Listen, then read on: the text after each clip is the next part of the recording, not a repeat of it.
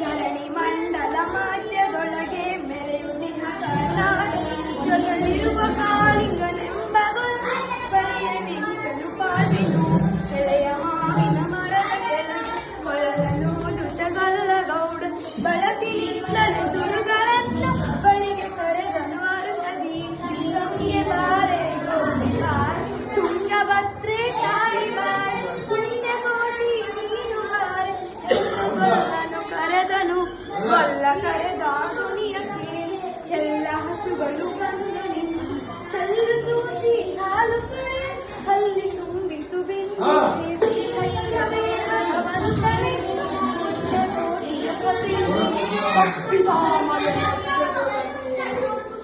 ಹರ್ಬುತಾನೆಂದೆಂಬ ವ್ಯಾಘ್ರನು ಒರಿಸಿ ಹಸಿ ಹಸಿರು ಬೆಟ್ಟ ಕಿಪ್ಲಿಯೊಳಗಾನಿದ್ದ ಸಿಡಿದು ರೋಷದಿ ಮೊರೆಯುತ್ತಾ ಹುಲಿ ಗುಡಿಸಿ ಹೇರುಳ್ಳ ಚಂಗ ತುಡುಕಲೆರಗಿದ ರಭಸ ಕಂಡು ಚದುರಿ ಹೋದವು ಹಸುರು ಪುಣ್ಯಕೋಟಿ ಎಂಬ ಹಸು ತನ್ನ ಕಂದನ ನೆನೆದುಕೊಂಡು ಮುರಿದ ಹಾಯನ್ನು ಕೊಡುವೆನು ಚಂದದಿಂದ ಬರುತ್ತದೆ ಇನ್ನು ನನ್ನ ಮಹಾನಿ ಎಂದು ಬೇಗನೆ ದುಷ್ಟವ್ಯ ಬಂದು ಬಳಸಿ ಹಡ್ಡಗಟ್ಟಿ ನಿಂದನ ಹುಲಿರಾಯನು ಸತ್ಯವೇ ಭಗವಂತನೇ ಪುಣ್ಯಕೋಟಿಯ ಕಥೆಯಿದು ಸತ್ಯವೇ ಭಗವಂತ ಪುಣ್ಯಕೋಟಿಯ ಕಥೆಯಿದು ಮೇಲೆ ಬಿದ್ದು ನಿನ್ನ ನೀಗಲೆ ಬೀಳ ಒಯ್ದು ಎನ್ನುತ್ತ ಕೋಳ ವ್ಯಾಘ್ರವು ಕೂಗಲು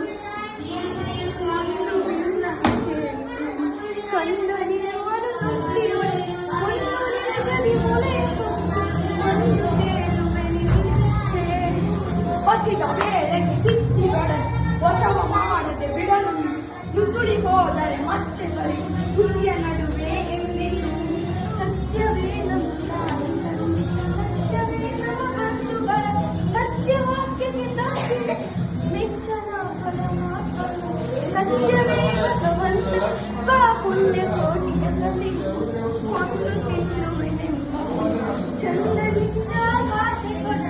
ಕಂದನಿಂದನು ನೋಡಿ ಗುವೆನೆಂದು ಬಂದಿತು ದೊಡ್ಡಿಗೆ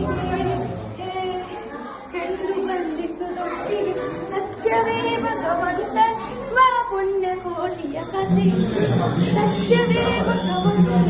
ಬಾ ಪುಣ್ಯಕೋಟಿ ಇದು ಹಾರ